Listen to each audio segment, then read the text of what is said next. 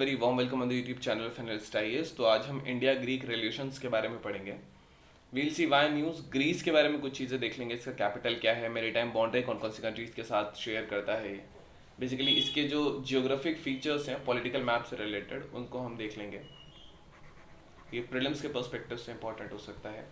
Then tomb of unknown soldier क्या है and grand cross of the order of honour, these two things इसके बारे में discuss करेंगे। Then India Greece bilateral relations, historical relations क्या है, इकोनॉमिक क्या है, डिफेंस क्या है। Then we be discussing our today's prelims and the mains practice question. Let's start by news. Recently India और ग्रीस की एक सिग्निफिकेंट मीटिंग हुई थी जिसमें बहुत ज़्यादा स्ट्रैटेजिक पार्टनरशिप के चलते काफ़ी स्टेप्स लिए गए थे।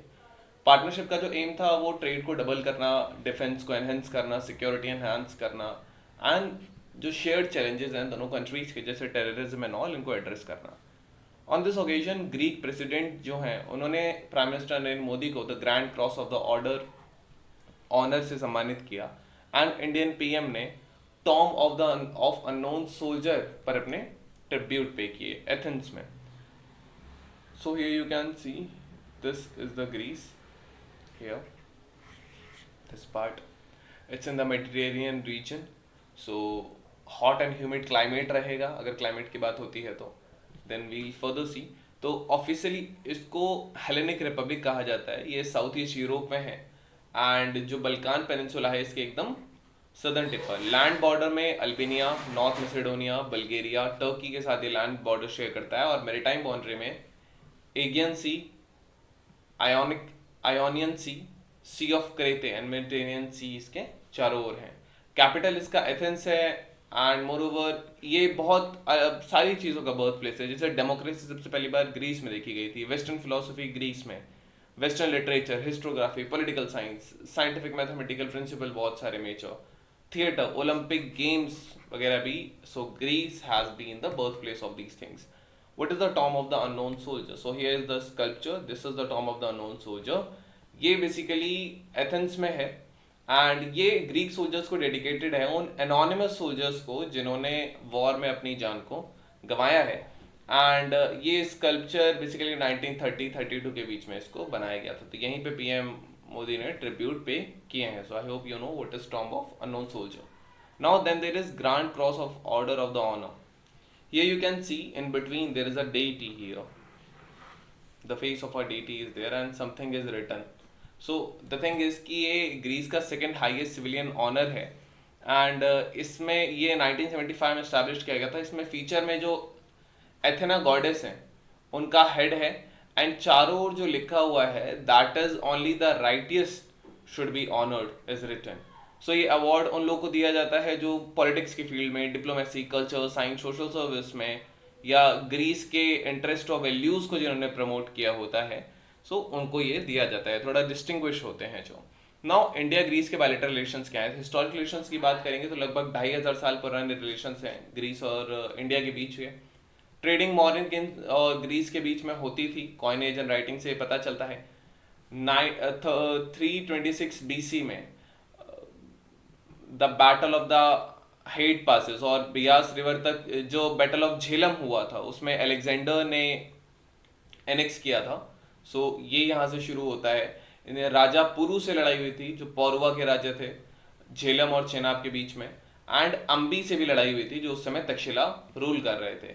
इंडियन पेनिनसुला नहीं क्रॉस कर पाए क्योंकि उनके सोल्जर्स रिट्रीट कर रहे थे, वो नहीं कर पाए थे बिकॉज एक स्टैंडिंग आर्मी थी यहाँ ऑलरेडी, Nanda dynasty की and then Maurya dynasty की. So these are the things. Apparently he went to the Babylon and later on he died at a very young age due to malaria. Literature, Chanakya Chandragupta Maurya के court में जो अर्थशास्त्र इन्होंने लिखा था, अर्थशास्त्र में मेगास्थनीज का जिक्र है। So ये एक चीज है। He was a Greek ambassador in India. Then Gandhara art जो है वो इंडियन और ग्रीक इन्फ्लुएंसेस से आई है। देन पॉलिटिकल रिलेशन की अगर हम बात करेंगे तो डिप्लोमेटिक रिलेशन दो कंट्रीज में 1950 में एस्टैब्लिश किए गए थे। ग्रीस ने अपनी एम्बेसी दिल्ली में 1950 में खोल दी थी और इंडिया ने अपनी एम्बेसी 1978 में एथेंस में ओपन की थी।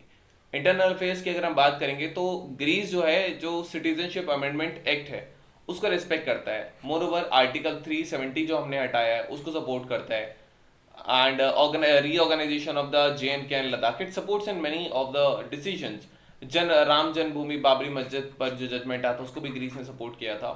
एंड ग्रीस ने 1985 में सिक्स नेशन दिल्ली डिक्लेरेशन जो था, that was on nuclear disarmament, इसमें उन्होंने पार्टिसिपेट किया था।